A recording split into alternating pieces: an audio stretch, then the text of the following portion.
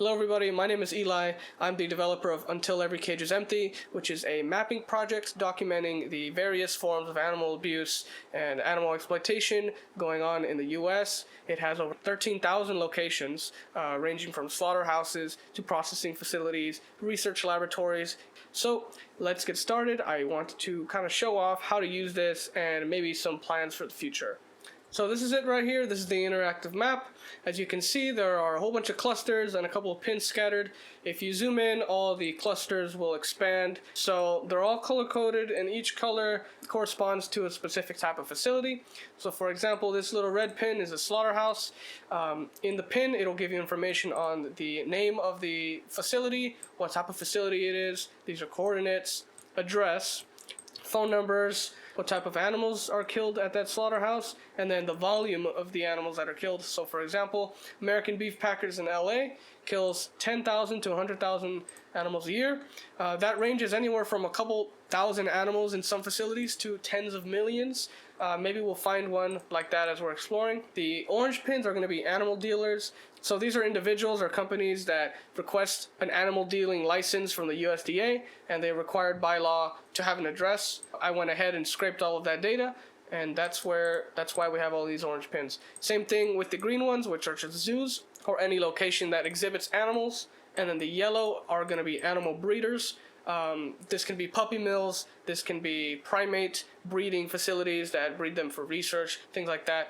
These gray pins that you see are just going to be processing only facilities. So these process products from animals after they have been killed. So for example, from the slaughterhouse right here, it'll go down to one of these processing facilities and convert the slaughtered animal into a packaged product like a sausage or a burger patty.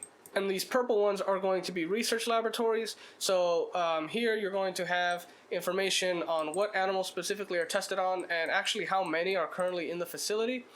If you click this button right here on the research laboratories, it'll take you to Arlo's website, which is a really great resource for inspecting these research laboratories yourself. So let's go to the other side of the country, and then I'll explain to you how you can investigate some of these facilities. So for example, let's go to this animal breeder right here. So this is Karen Hubbard for Karen's Kennel. So I'm going to assume already this is going to be dogs. So you're going to take the certificate number from the pin, and you're going to open the APHIS reports search tool.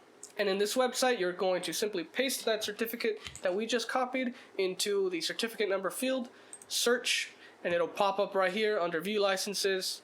And right here under view licenses, you're going to see Karen Hubbard will pop up. Click query inspection reports, and then there you go. It takes us to all of these inspection reports, which I believe have to be filed yearly with the USDA. So let's go ahead and read one of these inspection reports. This is what an inspection report's going to look like. Yeah, here we go. So now we have 8 adult dogs and 7 puppies.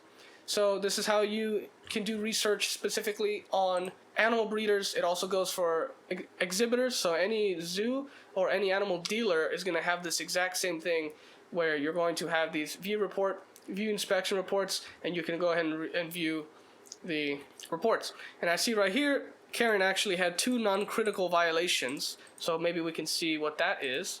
So it looks like the licensee did not properly identify puppies that are less than 16 weeks old. And it looks like there was a buildup of dirt and grime on the dog, doors, floors, and walls of the sheltered building.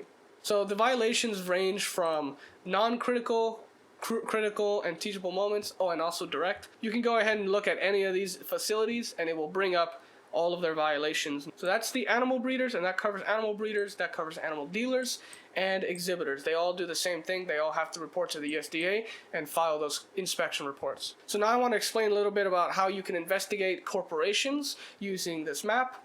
It's actually pretty easy. So you're going to go to the filters, and you can type right here in the search facilities the name of the company that you want to investigate. So for this example purpose, I'm going to be investigating Tyson, which is one of the biggest companies in the animal agriculture industry.